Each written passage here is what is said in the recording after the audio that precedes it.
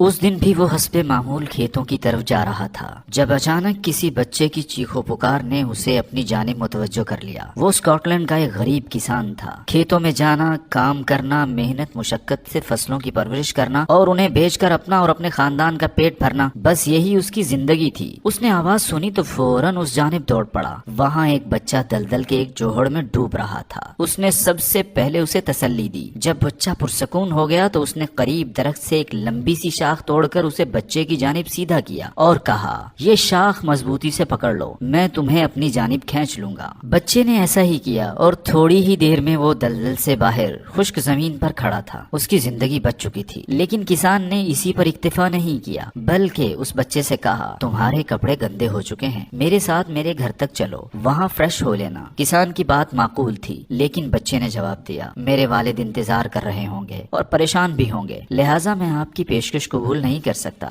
بچے نے یہ کہا اور جدھر سے آیا تھا ادھر ہی بھاگ گیا۔ اگلی ہی صبح کسان اٹھا اور کھیتوں کی جانب جانے لگا تو اس نے ایک خوبصورت بگھی کو اپنے گھر کی جانب آتے دیکھا۔ بگھی اس کے مکان کے پاس آ کر رکی تو اس میں سے ایک باروب شخص نمودار ہوا۔ اس نے کسان سے اپنا تعارف کرواتے ہوئے کہا، کل آپ نے جس بچے کی جان بچائی تھی، میں اس بچے کا باپ ہوں، آپ کا شکریہ، بتائیں میں آپ کی کیا خدمت کر سکتا ہوں؟ غریب کسان نے جواب دیا، آپ کی تشریف آوری کا شکریہ، لیکن مجھے کسی صلے کی ضرورت نہیں، کیونکہ میری جگہ کوئی بھی ہوتا وہ یہی کرتا۔ رئیس نے بہت اصرار کیا، لیکن کسان ٹس سے مس نہ ہوا۔ مایوس ہو کر وہ رئیس جانے ہی والا تھا کہ اچانک اس کی نظر ایک لڑکے پر پڑی۔ اس کی آنکھوں میں ایک چمک سی پیدا ہو گئی۔ وہ ایک لمحے کے لیے رکا، کسان کے قریب آیا، اس کی آنکھوں میں آنکھیں ڈال کر پوچھنے لگا، کیا یہ آپ کا بیٹا ہے؟ کسان نے ایک قدم دور کھڑے بیٹے کو بازو کی مدد سے بغل میں کیا اور محبت سے اس کا سر سہلاتے ہوئے جواب دیا، جی یہ میرا ہی بیٹا ہے۔ کسان کی بات سن کر اس نے سر ہلایا اور کہنے لگا، ایک کام کرتے ہیں، تمہارا بیٹا میرے ساتھ لندن جائے گا اور اسی اسکول میں پڑھے گا جس میں میرا وہ بیٹا پڑھتا ہے جسے کل آپ نے بچایا تھا۔ کسان نے اپنے بیٹے کی محبت میں پیشکش قبول کر لی اور اسے لندن بھیج دیا۔ وہ بچہ وہاں جا کر پڑھنے لگا اور اس نے اتنی محنت کی کہ نہ صرف پوری دنیا میں مشہور ہوا بلکہ لاکھوں لوگوں کا مسیحا بھی قرار پایا۔ آج دنیا اس بچے کو الیگزینڈر فلیمنگ کے نام سے جانتی ہے۔ جی ہاں، وہی الیگزینڈر فلیمنگ جس نے پینسلین ایجاد کی، جس نے کروڑوں لوگوں کی جان بچائی۔ اس کہانی میں ایک اور موڑ تب آیا جب وہ بچہ جسے کسان نے دلدل سے نکالا تھا، جنگ عظیم سے پہلے ایک بار پھر موت اور زندگی کی کشمکش میں مبتلا ہو گیا۔ اب کی بار اسے کسی دلدل کا سامنا نہیں تھا، بلکہ اسے ایک بیماری نے آن لیا تھا۔ اس کی موت یقینی تھی، لیکن پھر اس کی جان بچ گئی۔ لیکن